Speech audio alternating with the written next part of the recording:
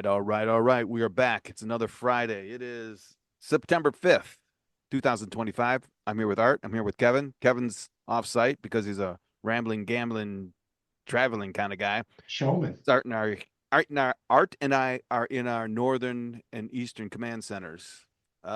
Big week. A lot of stuff I want to talk about, but Art, tell us about what's going on in the copier industry because I can't Ex think of anything. extremely slow That's what I week, thought. especially after Labor Day. I can Sure. go over I can go over a couple of announcements that I saw. Nothing Yep. earth-shattering. We've got the press release for Canada's 40th annual charity awards gala in New Jersey, which is the copier central of the world, as far as I'm concerned. Of course. Uh, Actually, they're going to actually have a little comedy routine. Stamalio, is he going to be on stage? No, they're going to start off with Larry Weiss. He's going to do a little comedy skit. Wait a minute. Yeah, He's not a it's a comedian. special comedy performance presented by HP. Larry Oh, Weiss, chairman of Atlantic Tomorrow's office, will open a gala with a one-of-a-kind stand-up comedy routine. I think it'd be guaranteed to be one of a kind. So, in previous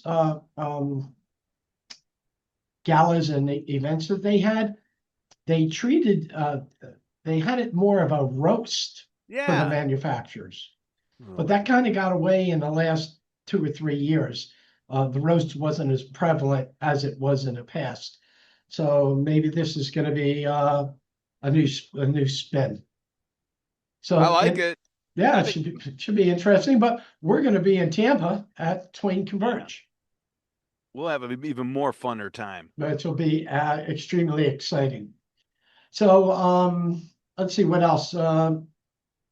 Canon was in the news for some Soho printers and laser machines. Let's see. Sharp had an announcement that they're going to be at United Printing, the Print Expo. Etherfax is going to partner with Flex Technologies. Now, I did see that. Yeah, I don't know if you're familiar with Etherfax, but I'm familiar with them. Oh, They're located in Homedale, New Jersey, and they do a lot of that internet fax capabilities. like over Ethernet, I'm Wow, guessing. I don't think so. But Well, it's yeah, right. ether facts. Etherfax, right, right. Let's see, else in the copy world. Nada, Ah, nothing, nothing. There was some interesting things I leafed through that I think is going to be a future. In March of 2026 is going to be the BTA Spring event, which is always a blast, and it's going to be at the Disney Yacht Center, oh, okay. the Yacht Club Resort. Yeah. Excuse me. I've never been there. I'm looking forward to going. Maybe you and I can you can travel over from where you are, and we can do a show there, Yeah, right? March. We'll have to see. Yep, yep. Yeah, Okay. March be a good time. BTA is looking for volunteers. So if anybody's hearing this and they'd like to volunteer for BTA, reach out to BTA. And just scrolling through some stuff, BTA had a decent article on how AI is solving business problems, but nothing that goes into sales, right? No, And so they don't, I won't. Yeah, that sounds like very interesting. um, Interesting.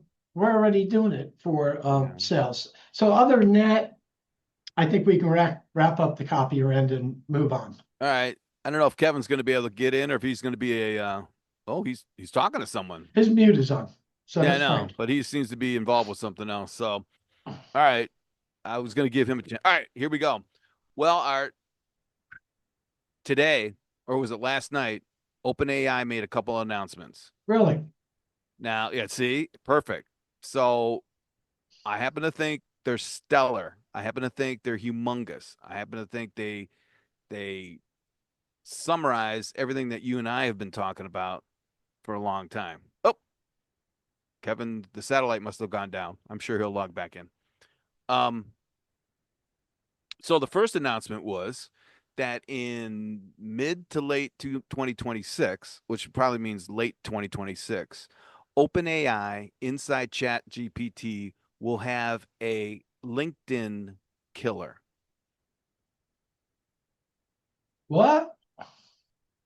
A LinkedIn killer, No more link. You won't need to go to LinkedIn. It'll be an AI system. And this is broad stroking, but it will be for employment, quote unquote, and be it's aimed right at taking audience from LinkedIn. And it's going to be a new LinkedIn, is what they said.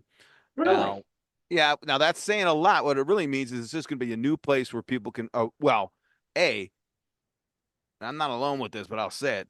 People hate LinkedIn because they think LinkedIn is going to get you a job, and it's full of crap right now. It's full of AI clunkers, and it's just terrible. You on both sides. AI employees looking for jobs, sending out 50,000 to 100,000 resumes, and then evil employers and this, talent agencies and all that stuff, just spamming everyone, collecting thousands, if not millions of resumes for jobs that don't even exist just to pump up their AI resume systems. That's been going on. So there's just really the only reason that people are on, and this is going to go away, LinkedIn right now, some think they can find a job. You can't, don't even try.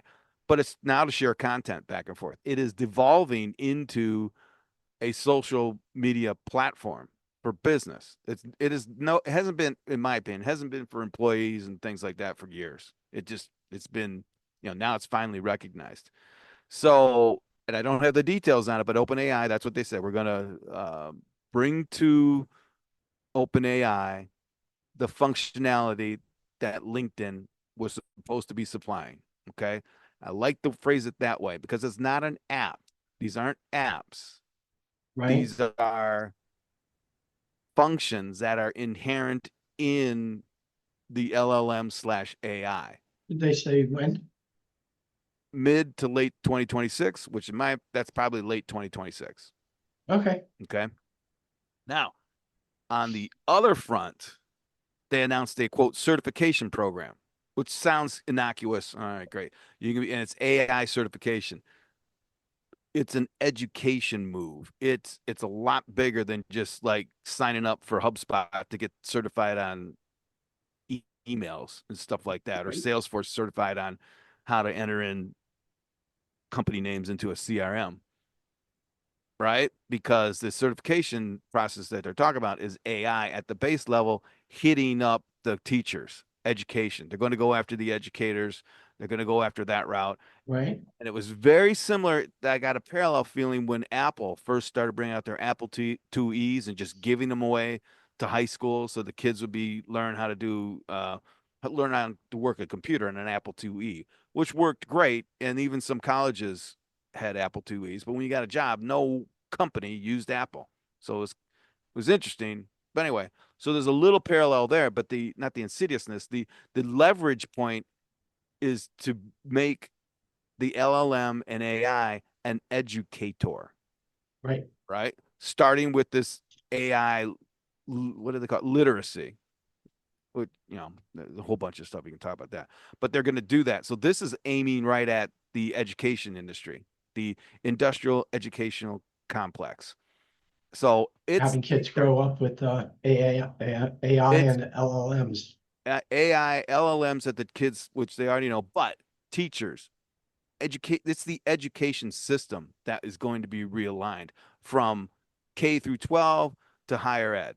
The whole thing about having a teacher in the front of a class and classes from, you know, 8:30 to 9:30 is history, 9:30 to 10:30 is math, blah, blah, blah, blah. That's all in the crosshairs. That's a big thing, but this is like the first crack. And it's all about, and I've been saying this for a long time, it's these MCPs and these APIs and these programs, these AI, whatever they're called, programs, apps, right?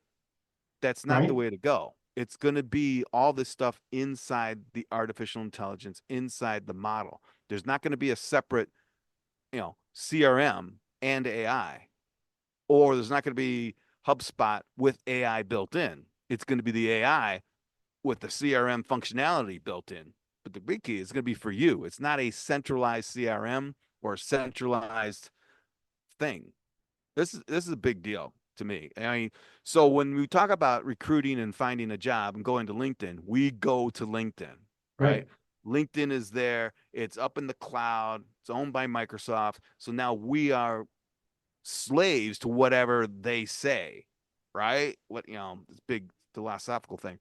But if Yeah. my AI knows me, right, and Right. knows what I do for a living, Yeah. it can actively be looking and communicating with other AIs when opportunities come up that match me. So it's totally different than going to the newspaper and looking at the white ad, the wanted ads. Your AI is going to know who you are. It's going to know what the best match is out there. It's going to know if you're in a good situation or a bad situation. Not that the situation that you're in right now, will it be improved by reaching out to this other AI for this particular opportunity? It's going to be totally dynamic and it's going to be totally on the end user side, not the centralized employers, educators, on and on and on. So to me, it's just another, oh, yep, see, I told you so. Um, Interesting. yeah, you know how this fast this stuff moves.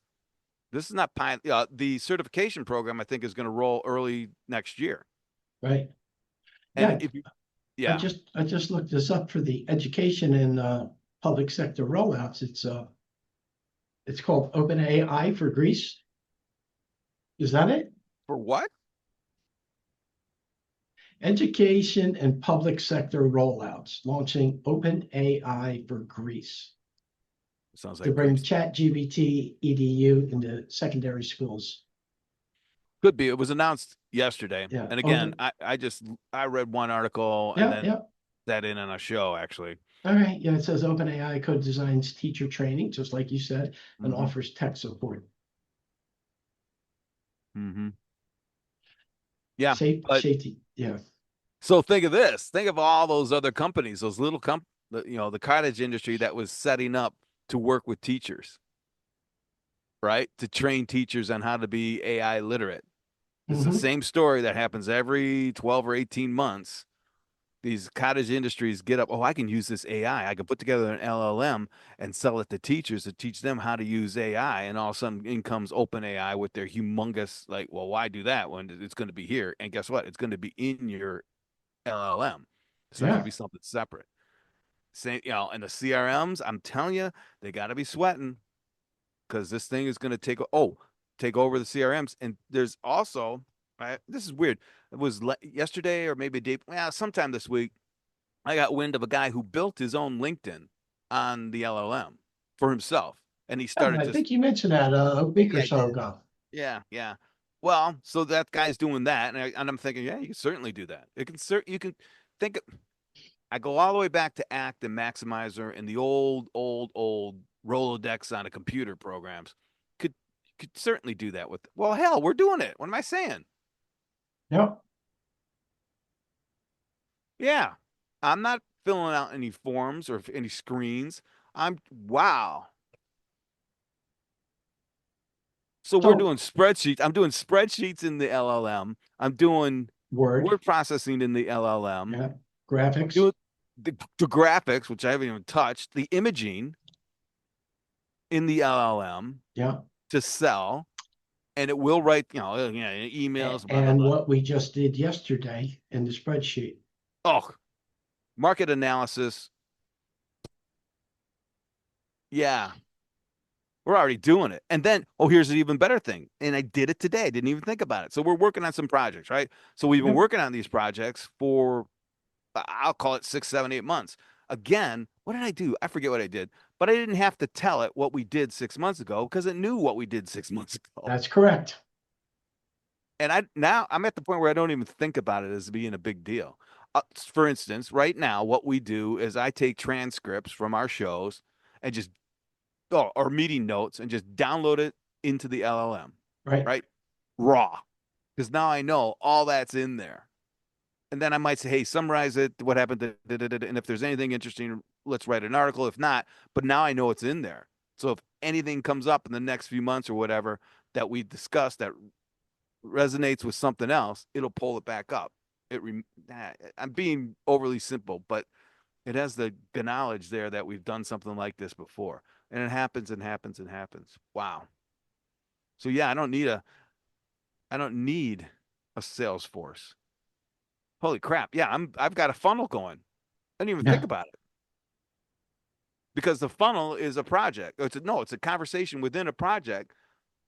And I feel, I'm sorry, I should have thought about this. Yeah, I come in the morning, and go, hey, what did we just do? What's a status with this account, whatever it is? And it'll come up and say, well, you did this, you did that, and you sent that out. Well, you didn't say you sent it out, you generated it. Okay. It caught me up in like 30 seconds of exactly where we are in that sales cycle. I've gotten to the point that if I generate a report or a letter or a document that I actually send and it goes customer facing, I go back and tell it, I just sent this out. So now it knows that not only did we generate it, but Greg, you did send it out. So there's a loop closed there. And then of course goes, well, do you want me to remind you in 4 days to do something? No, it's cool. But So that's it. Art, that's another thing it does. I forgot. I'll be at what it was last night. It's like 2:30 in the morning. I go and remind me to do this tomorrow at 10:15. Okay. So at 10:15, up comes this little email. Boop, the thing go remember to go back to this project, whatever we talked about last night. Go, oh yeah. did you say email or alert? It'll it emails me. Oh, okay. Now, I got to be honest with you. I don't remember. I'm sure I connected it long ago, but I forgot about that task assign thing. It'll Well, do that's that. pretty interesting. Yeah. Yeah. So, right. I just sent out this proposal. Remind me in 4 days to talk to this guy about this proposal. Go, okay. And in 4 days, it'll come up. Hey, you got to talk to this guy. And it isn't just an alarm that says call ABC.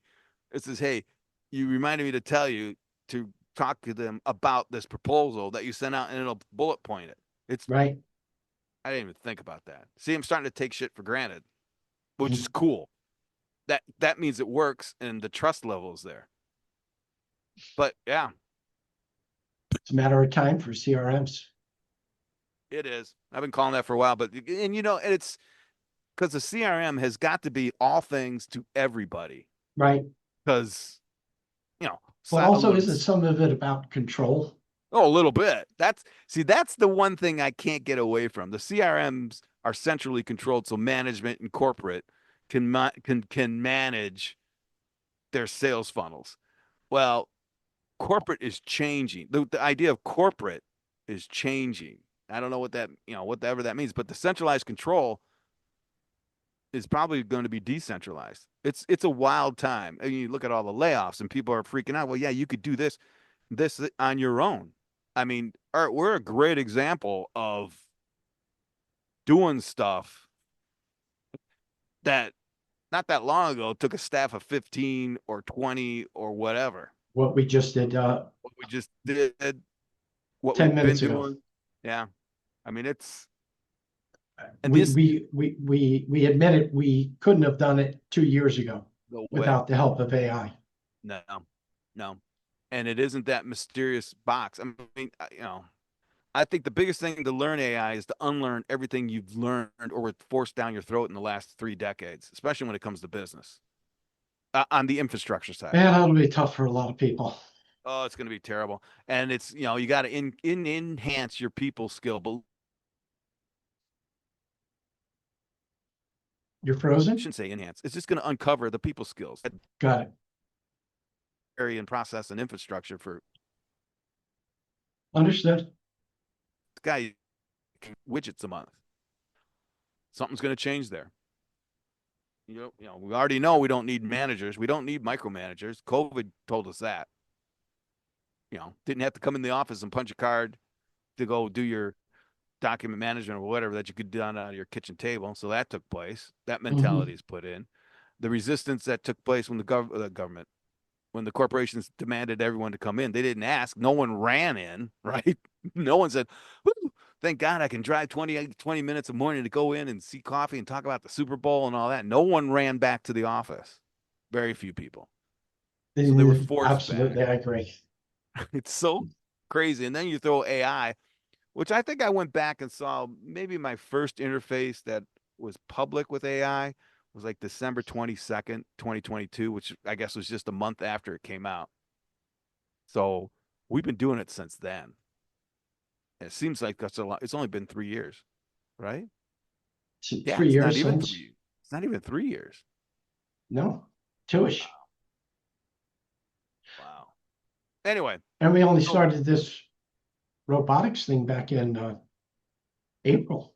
well, I'm glad you brought up Crickets US because it's a real thing. It's the real deal now. We've got one solid, another one coming. Got the POC, dealers that are interested in and looking at. We just took a A look at it. handful of dealers so far. Yep, we got the POC, the proof of concept to be released in November. And if I'm not mistaken, Art, aren't the devices all programmed already? Aren't they kind of ready to go? Yeah, as far as I understand, they're ready to go. And I'm thinking next Tuesday we're going to have a Oh, that's working right. demonstration. So to remind anyone who's looking, is that these are proof of concept robotics that are autonomous, and we're putting into a model, a laboratory environment, call it a sandbox, Yep, to where when we, Art, correct me if I'm wrong, when we tell it to go pick up a toner and deliver it to a copier, it's going to pick up, it's going to be able to recognize colored blocks as the difference between a toner, a stapler, cartridge, and a ream of paper. Pick up whatever we tell it to, and correct. autonomously go deliver it. And it won't be a symbolic copier because I think we've got a It'll be a Caton. real copier It'll be a real copier. from Caton. Yeah. Yep, Yeah. And it'll have an LLM on it. It has an LLM on it. You can talk to it. It's a yep. We're camera, going to ask it some LiDAR, service questions. the whole, and it's, I can't stress enough. And I can stress that it's a proof of concept so that people who don't, have only heard of robots and AI off to the side on the peripheral from the news and the movies and things. So the idea is to introduce the concept of look how it works in this environment.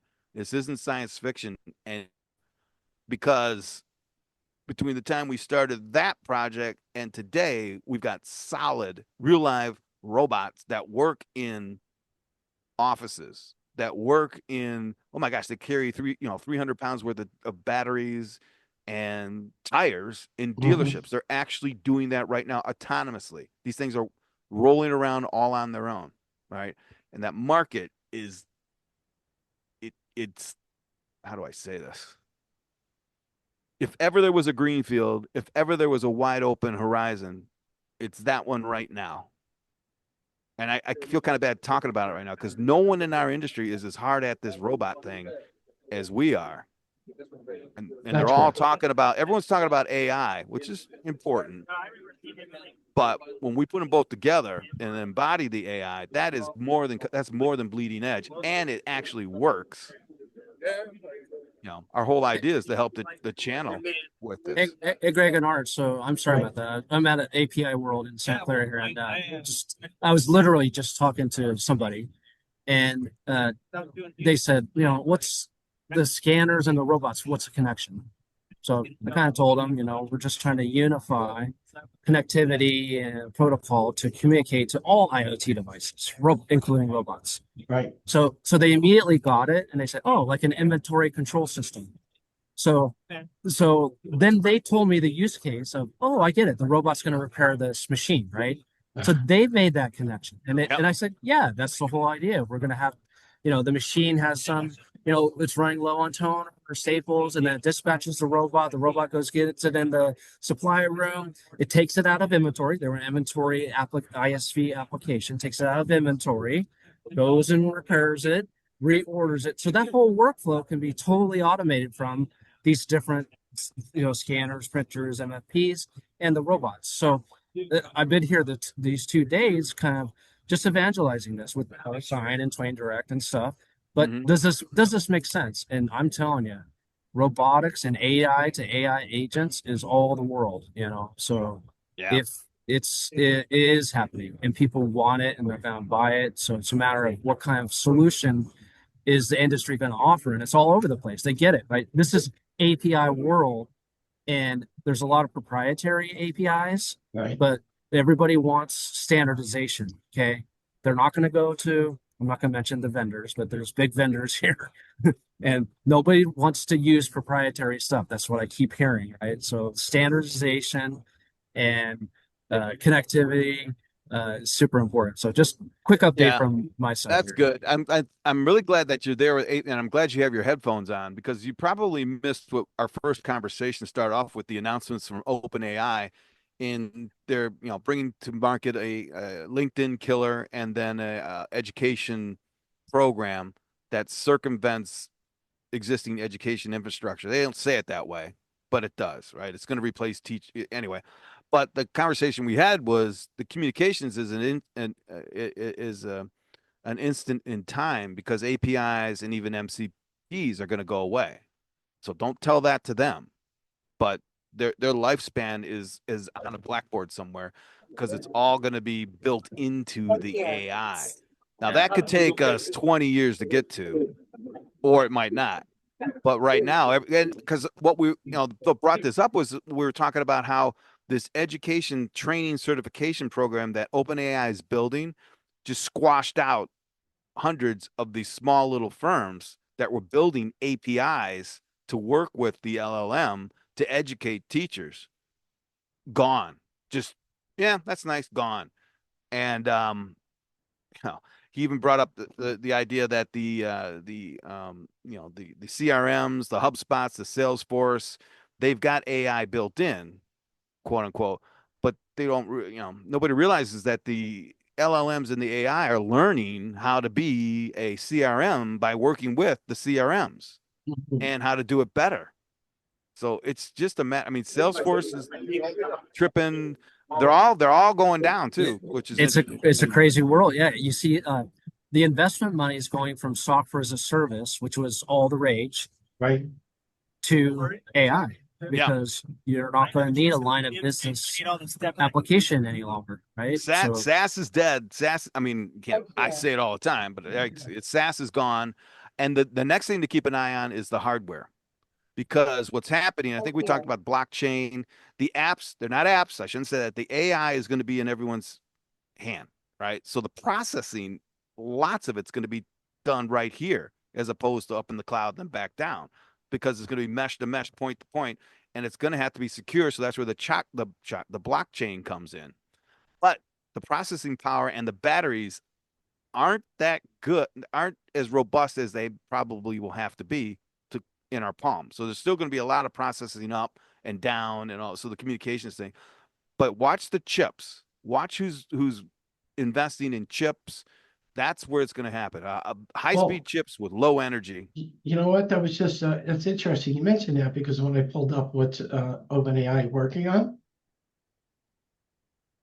reportedly partnering with Broadcom to produce a custom AI chip internally used first, aiming to reduce NVIDIA dependence. Well, that I understand.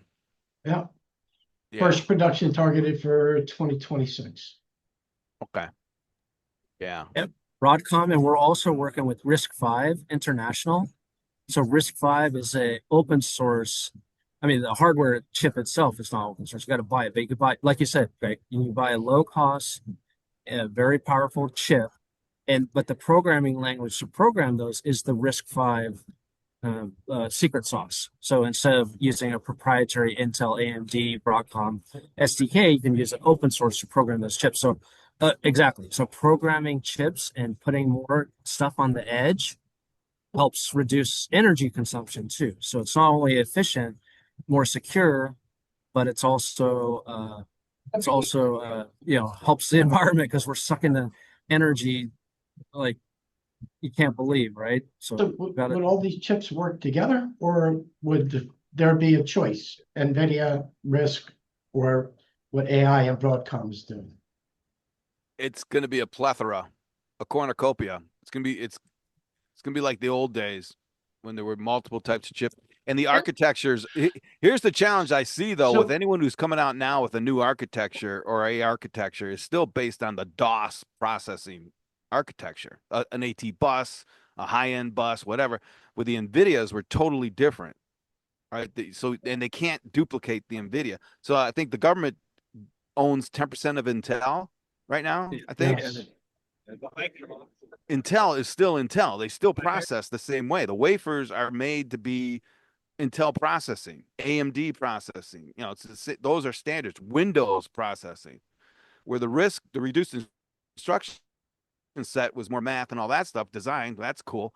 NVIDIA was more graphic oriented, like 6,000 pixels at the same time in different colors and all that calculations. So you've got multiple architectures. So it broadcast, God bless them, but Broadcom, weren't they? I forget I think they were communications. Yeah, they were I'm like not sure. modems, I think, back in the Yes. day. Yeah, Broadcom. Yeah, modems. Yeah. Yeah. Which is not a bad place to start, but I don't know if that, I mean, how, you got to remember, NVIDIA's been doing it for 20 years at least. So catching up to them is going to be interesting. I would be looking for, I would think it was Snapdragon, or there was once one that Apple was way ahead of this game, by the way. Well, Snapdragon is Qualcomm. Okay. All right. Yeah. And then Apple got into, I forget what theirs was, but their chips on their phones were so advanced that they had open space for private medical data that was secure. This is like 10 years ago. Nothing ever came of it. And I believed in that. Okay, that's a good architecture. Locally, it's secured, it's physical, you can't steal it. But it never took off. But anyway, we're getting real heady stuff right there. We're talking about the robots at the show, which sounds good. So, Kevin, tell me a little bit more about where you're at with, give me some business case. So this is called CloudX or API World, and API is an acronym for Application Programmers Interface for Right. people that don't know. And what it means is that you can, if you publish an API, it's basically you can create a software application that has functionality using APIs, like get a scanned image, right? So you could request a scanned image, get a scanned image from the API. So there's a bunch of different companies that do stuff. There's Dell Boomi is here, Oracle Database is here, I think OpenAI is here, Foxit is here. So it's an event at the Santa Clara Convention Center. And this year we're part of Startup Valley here. So there's a bunch of startup companies, but there's also a lot of big companies. But everybody's talking about integration, basically. This is an integration show. So, I collect my data. How do I integrate with this system, and this system, right? So how do I do that efficiently? So it's kind of all over the place. It's not there's not really products. There's a lot of developers tools.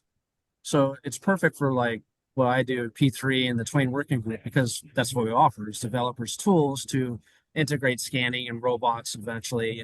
That's what we want to do. But one of the things I wanted to talk to you guys in this group and share on this recording here is there's a new emerging, maybe an AI to AI communication protocol that's been out there or published by the Ethereum Foundation. Okay.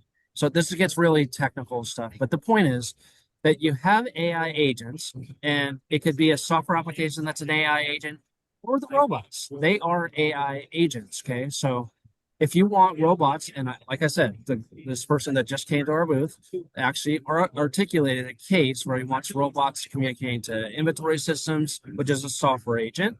Then the robot has an AI agent, and then the scanner has a copy machine has an AI agent, right? So how do you communicate all those? So there's something called ERC 8004. So everybody's heard of Ethereum and cryptocurrency, blockchain. So that's crypto for Ethereum. But Ethereum is a network, it's a distributed network. Okay.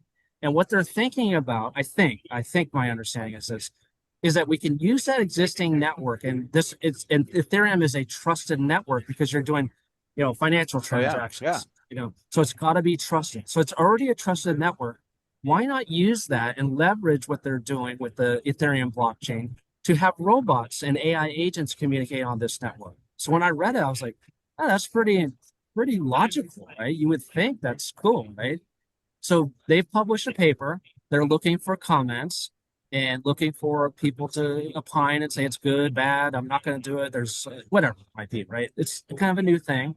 But I thought, the Crickets group and the Twain Working Group can look into it and see if it's something for us, and we might be able to endorse it. So it's really, I think that's what's needed because, the more that we talk to the robotics manufacturers, they need a standardization, right? Because they're building something, they want to go fast, they've got cool robots, they've got SDKs, but people, just like I said earlier, people do not want to integrate with proprietary systems. They want open systems, especially in robotics, right? You want to create an application that robot does something. So you don't want to be restrictive for people you want people to be imaginative, right? And create things with their robots.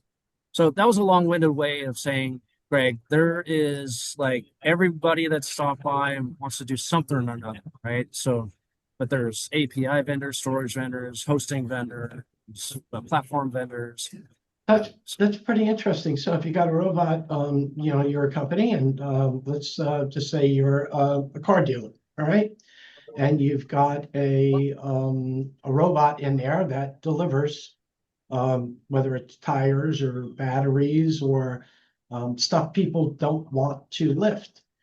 But then you've got so you've got one robot from one manufacturer.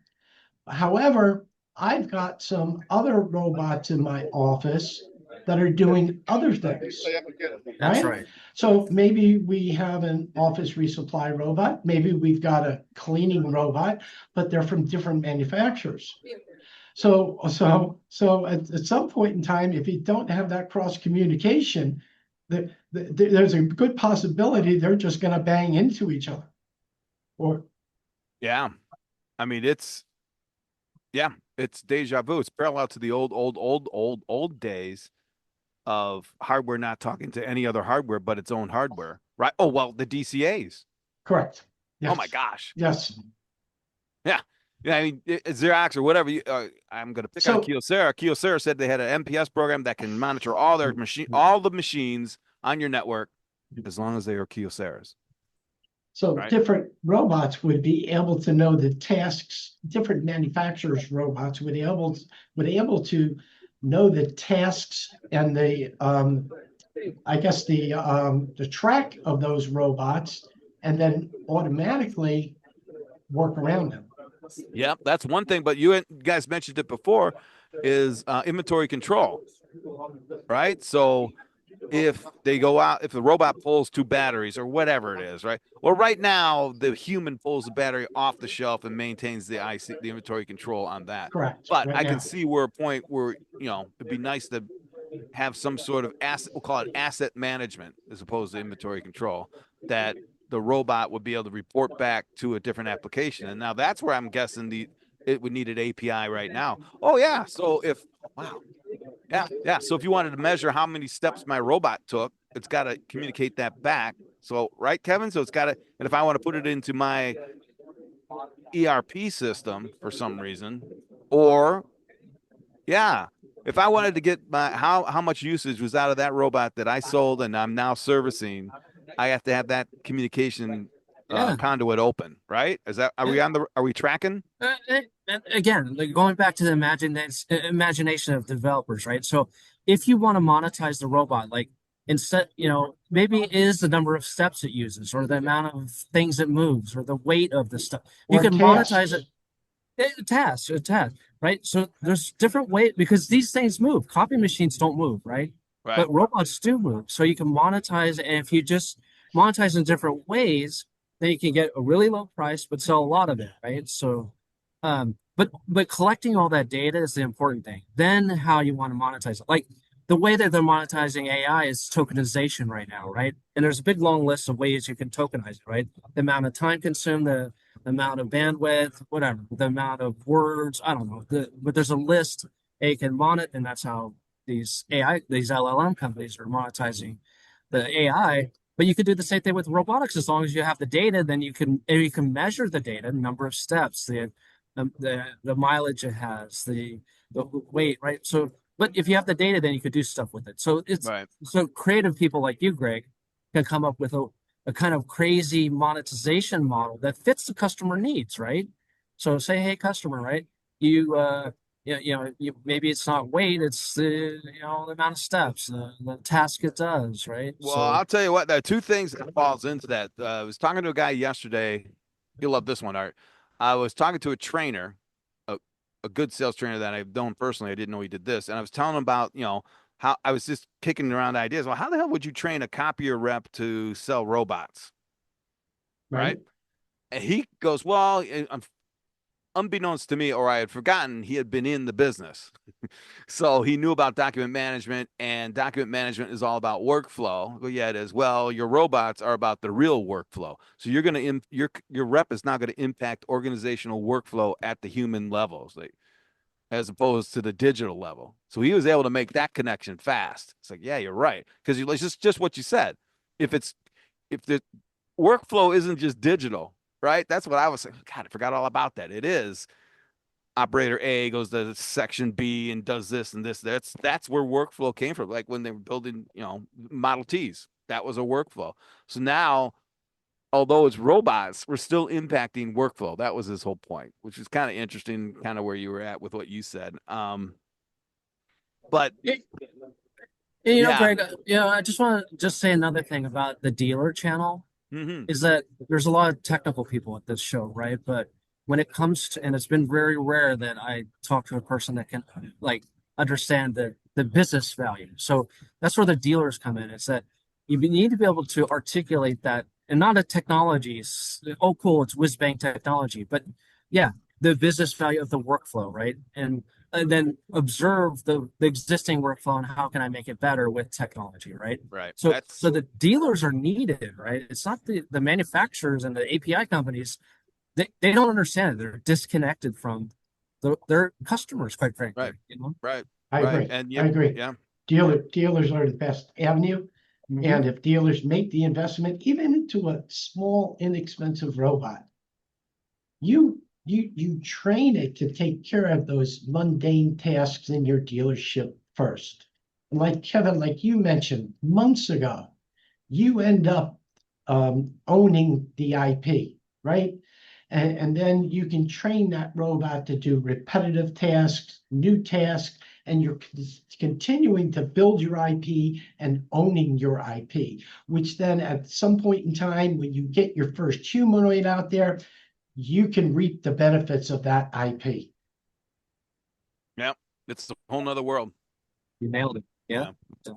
Wow. Right now, so many dealers are reliant on manufacturers, right? Whether it's hardware or software, and they don't own their IP. So this is an opportunity to stick your toes in the water. And you're right, build your own LLM that you can then monetize and sell, license, and use in your technology. So it's a whole, and for savvy dealers, right?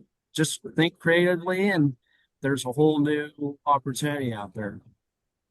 hmm Yeah, yeah. I think we were talking with someone the other day. Their devices are 40 grand a piece, right? So that for us, we're Art, correct me again, but 22,000 dollars for a big copier was what I remember. That was pretty expensive, right? There were others that were up there 60,000 back in the olden days, the Canons and things. Well, But some of the 40, production machines go well, higher. yeah, I'm not talking production. Production's totally out there, Right. right? So Yeah, your yeah. average A3 can be, depending upon options, can be anywhere from, uh, considering its color, Yeah. Let's 15 to okay. 22K. So 15 to 22K, let's say it's for color. And I know this is a loaded question, but what would be the ROI on that particular investment for business? And this, I'll leave, Art, how would you couch that? It's all gonna come down to math. And it's all gonna come down to what their current costs are to maintain their existing equipment. Right. What their annualized lease cost is, what their annualized maintenance agreement cost, maintenance supply agreement. If they don't have a maintenance supply agreement, then it's gonna be their annualized purchasing of toner, labor costs, parts, time. Time to Right. manage that device. If they're not under a maintenance agreement, time comes under as a soft cost. Sure. So, and to concentrate on the soft cost. So you said labor and something else. So how would you calculate, but how is that calculated in the ROI math of a copier, right? It's going to save you time. Okay, well, how much money does that, I'm not bringing up an objection.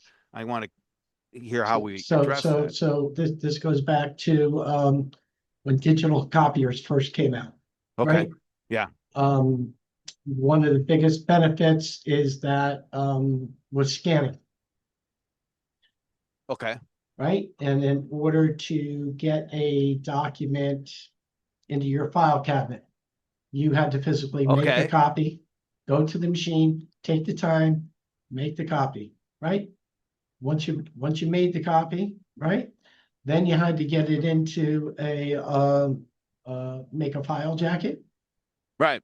put it in PandaFlex folder, and move it to the correct file folder or cabinet that you wanted the hard copy into. All of that took time.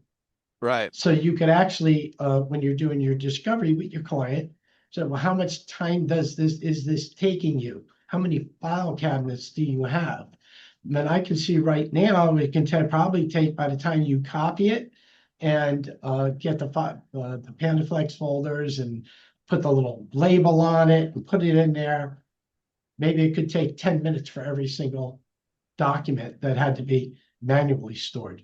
Now you compare that to digitally stored, right? The scanning can take place in 2 minutes and Mhm. a user can move it within minutes. So there's a tremendous time savings there. Right. But the only point I'm going to bring up with that is, you look at the how much you're paying your employees, right? Mhm. And then you say, okay, well, we estimate you're paying your employees back then $10 an hour. And it's basically taking you 40 hours to get these services done. We Right. estimate you're going to cut that time to 5 hours. So this is going to be your return on investment. Although some business owners at that time said, well, I'm always going to have the employee there. So this is just The a steady cost. Yeah. soft cost for me. But then we had to go back and we say, yeah, but in order to get this work done, how many more orders are you going to be able to get from your team a year because you're saving all this time? So Right. the You go from, ROI is yeah. not only on cost, but it's on future increased sales because of time saved. Right. Right. So I understand all that before the sale, but I know for a fact that was never analyzed 60, 70, or 90 days after the sale. No one ever went back and said, look, see, you saved like I said you were going to save. All right. And my point here is with these robots, one account that we talked to, sold a $40,000 machine, and the math was so easy to do that the ROI was 1 month on that machine. And this is math, wasn't it Got was it. measurable, and it could have been an employee that is no longer there anymore. Right. So the So, math isn't there for copiers on ROI anymore. well, it Not, is. not Well, really. it's tough because because your R is hard to gauge your return, right? Because you can't say, well, I made 50 less copiers in my return, or made 50 less copies and I was able to make 4 more sales because I leased this copier from you. So You can't. that was true a while ago, not It's true anymore. Right. Well, people believed it. Well, It's almost like marketing, Art. All these marketing folks say, yeah, we do marketing to increase sales, but your goals really are just to increase quote unquote views. right. You don't close sales.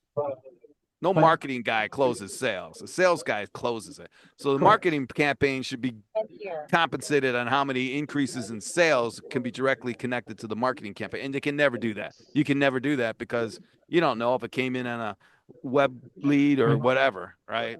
Correct. So, But you're saying your ROI with robotics is real. boom, and fast. Back because what we just talked, the workflows we're talking about are human workflows. And didn't we do this 3 months ago where we said 10 minutes? You So, save yeah. each employee 10 minutes a day, and you have a staff of 100 employees. You're going to have an immediate, what was it? Kevin, do you remember what it was? I think the sweet spot was about 20, 25 employees, actually. It Yeah. was like a You're gonna thousand. get, I that's, think it was $1,500 a month and 20 but you're gonna get employees. $6 back for every dollar spent, Yeah, I yeah, believe. yeah. It was math. Oh, I forgot about that. Yeah. Yeah, And we that have it. was wow. We have it in the show notes. We should put the link to the calculator that we had. It was very convincing. It was very realistic and it was conservative. It was It was just I was just thinking that. It's like, oh, sounds pretty conservative. Especially yeah, and that was just 3 months ago. Now we know so much more. Now I know yeah, hard costs on robots. I know I can get reasonably hard costs on how yeah, much it really does cost. And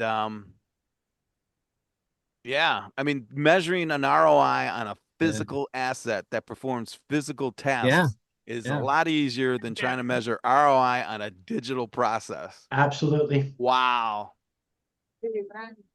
Hey, can I interject? Because Art, you talked about scanning just a minute ago, and every time you mention that word, it gets my attention. But there's some statistics hot off the presses, and this is from our friend Dan Lucarini.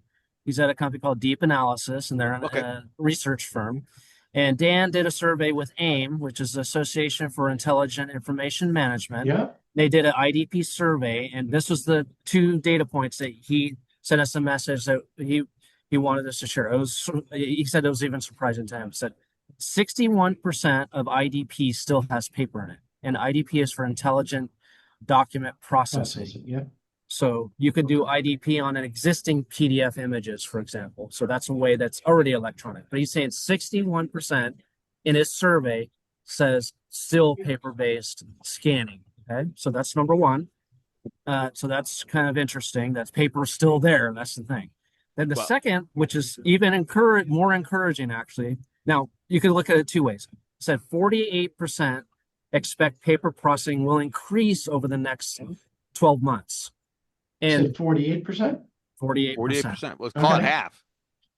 Less than Yeah. half. So Okay. there's 52% that either didn't answer or might decrease. But so I don't know why that is. I can predict that people want data for AI. That would be my guess. So I would like to ask Dan, was there a follow-up to that? Why do they think paper processing is going to increase? What's driving that? But to your point, Art and Greg, digitizing stuff is becoming a very hyper, and I heard this from a couple people that scanning's like got a new life. Oh OCR yeah. has new life because you got to get everything digitized because you don't have a full picture of your data for your AI, right? So Yeah, I'm wondering, and that's a good follow-up question. Are they digitizing archives? Are they digitizing files that are already paper? There's it, no digital higher with DNA in those documents, which probably is true. Some companies will do a move forward. So the Yeah, day so they they get their new IDP or document management software, we're going to say, okay, from this day forward, everything's going to be digital, right? And then they're going to take bites and chunks of what they want to archive from past documents. yeah. I've even had a couple of municipalities buy wide format scanners Yeah. just Yeah. so they can scan all the legacy wide format drawings from 100, 150 years ago because they want to Right. get those archived. Yeah, Kevin, I wonder if that has to do if that is a chunk. I wonder what the survey was. How much government, how much SLED account, how many commercial accounts, that kind of stuff.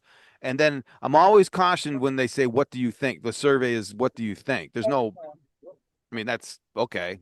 I think the sky's going to turn purple. Well, 1% of the people said that. All right. Well, but so I'd let that deep dive into it. But I believe that I think the municipalities and the governments probably have files. Well, look at Iron Mountain down in, that's a big example, but it's not the only example, Just look at municipalities that right? have been around, especially maybe on the East Coast, where they've been around for Yeah. 150 years, 200 years. The And amount they've got of file rooms with, documents yeah. are And there's a enormous. secondary thing too. I've heard, and this isn't the first time, that the internet has already been consumed. So when AI has consumed everything that's already on the internet. So they're calling it the dead internet now because even the output is not real because it's being and made by Greg, things And Greg, like that. for your internal business process, the internet doesn't mean nothing to you, right? It's your internal Well, that's data. what I'm saying. That's what I'm saying is that the internet is Yeah. built is gone. So now they want to scan in all the hard copy stuff. Yeah. Right? It's- Yeah. Yeah. Google achieved their goal of indexing the world. They didn't So want to. it's done. And that's where the LLMs got trained on the index from Google, and they Googled Kim Kardashian's social media feeds and all the fake news websites and all the And junk out there. MIT studies and Stanford University studies and NASA reports and white Yeah. papers from psychology. So there's a balance there, I would hope. But anyway, yeah, interesting. Interesting. Yeah. So I want to Ooh, ooh. read you something I wrote last night. Okay. All right. Is it a poem? No, it's not a poem, but I got plenty of those from back when I was 15. If you want those, I can send them to you. We have to get those published. We need to scan those in, Kevin. I was thinking about taking them and trying to put them to music one day. Well, anyway. Why wait? So, kind of titled this Why Digital Services, right? Why digital services won't save copier OEMs. So it starts by let's stop whispering office print. Let's stop whispering. Office print is collapsing. When the last tray runs dry, scanning follows, then document workflows. Many OEMs are rebranding as digital service companies, but that's a half measure. Subscriptions don't replace the fat, predictable annuities of clicks and toner, right? Here's the provocation. The only scalable defensive path for the copier OEMs is a transition from document devices to office robots, including humanoids. One humanoid for every copier you ever placed, same buying center, same lease model, same service network, entirely new value. If you're interested, you can read the rest of that on my blog. Look at that. That's a giant robot. Yeah, that's what's the name of that one? He's Peter? Certbot. He's Certbot. Yeah. He can take picture, he can identify people. So he knows the difference between Art and Greg. They can learn things about you, like your favorite coffee and your preferred MFP machine and your favorite football team. So it could be a therapy robot. You can talk to it and say, hey, go print. And you'll know what printer is your favorite. And go scan what your favorite MFP. So it's got an LLM. So that's what we're doing. Is we're training Certbot, and then yours over there, Art. So we've got Cricket. So Cricket's getting trained to understand the Caden machine, so it can know, hey, this is how to replace the toner. This is how to replace the thing. This is the error codes of the Caden machine. So it's going to know that Cricket robot is going to know everything about from the service manuals and the technical guides and administrative guides. So we're training these guys to do different things, and they'll be able to, that Cricket will be able to go to the supply room, pick it up. It's got pinchers, so it could actually pick up things and move things. So we're going to prototype that at Converge on November 13th. So we're happy to have you guys there. It's going to be fun. Yeah, it's going to be a lot of fun. Hey, everyone, it is 5 o'clock on the East Coast. It's actually 5:02. I want to thank Greg for always doing a great job. Kevin, Neil, thanks for coming to us from you're in where? San Jose? Santa Clara. We're right across the street from the 49ers Stadium. Okay. And we want to thank everybody for tuning in. Please like, follow, and share. And we'll see you next week, next Friday, every Friday, 4 p.m. Thanks, everyone. Thanks, guys. Appreciate it.